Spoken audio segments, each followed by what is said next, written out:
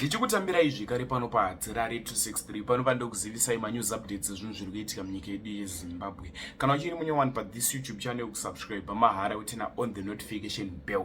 Vadikanisi kuziva kwamunozvita manews updates epanapa tinoyanawo takamabatanidza tenge tichiitira kuti tiwane manews updates ezvinhu zvakati wandei zviri kuitika munyika yedu yeZimbabwe. First update iyo yemukadzi iye abuda achiti mutemo uya wakaiswa nemapurisa wekuti kana washaya mwana tinomirira 48 hours kuti tichange kushanda. Hanzi aushande, ndakamboshayawo mwana ndakapiwa 48 hours. Ipapo mapurisa hanzi chinjai pamutemo wenyu we48 hours. Ndokumbura kuti zvinofunga comment section kuti boy here yazobuda ichitaurwa nemukadzi uyu kuti hanzi 48 hours dzedzedza makati dzamunotipa dziyadziya dai mapachinja nekuti zvimwe mwana hagonudzoka ega kumba kana mwana ashayika kana kuti aitwa zvaaitwa hanzi hazvishande zvemutemo iwowo. Ndanimbotanga taona this video. Inini ndoda kungotaurawo ndichiti nemunomvura 48 hours dzinoiswa kupolisi hadzisi right, because muna May ndakashayawo mwana ndikaenda nomangara kupolisi vakangotizatombatsira after 48 hours, but 48 hours dzacho padzakasvika vana kana action yavakaita kusvika tangotsvaga mwana tichamuwana hurumende yatimiririrawo yakwanisa kubvisa mutemo we48 hours because vana vadikira mwana mudiki kana akabva pamba hakwanisi kudzoka pamba, hakwanisi kuzvimiririra ava vana va yes. Next update iyo yevideo ramaititi apo pavanga vaenda kunochema vashakabvu vedu vana vadiki vakafa vari mubhuti remota kuwadzana. Maititi pabvunzwa mashoko ekutaura zvakanzi handina mashoko akawanda ekutaura nenyaya yekuti maititi vari kurwadziwa. Dakusiyai muchiona video, wapedza kuona video tazvionafuka comment section insaHadzirare ndafunga kusiyai. Much love.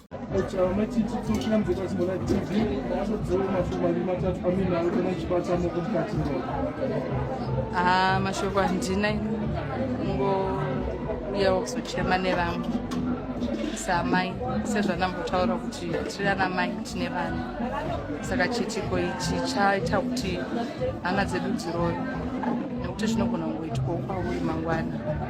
Saka handinango mashoko kungoti Mwari aite kuda kwawo. Kana zvakaitwa nemunhu iyeye ngaaregedze kuita go spot free. Mwari ngaazvirakidze pasituation yevana. Ndoega mashoko andokwanisa kutaura.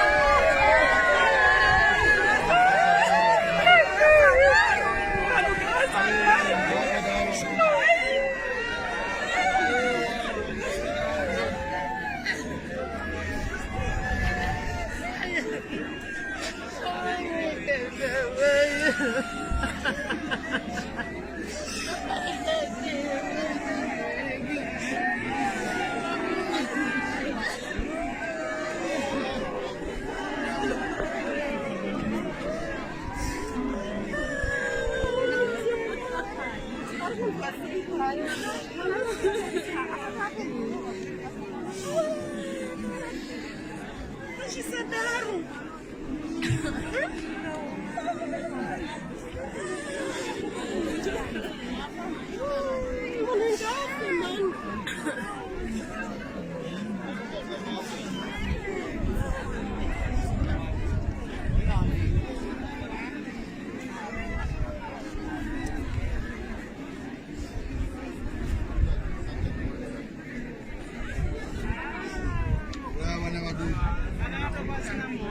wadi kubata mzira yedu isusu pane kushungurudza vana vadika tagwadziwa nzvadzi sati tambona mashuru akadai muno mudunhu.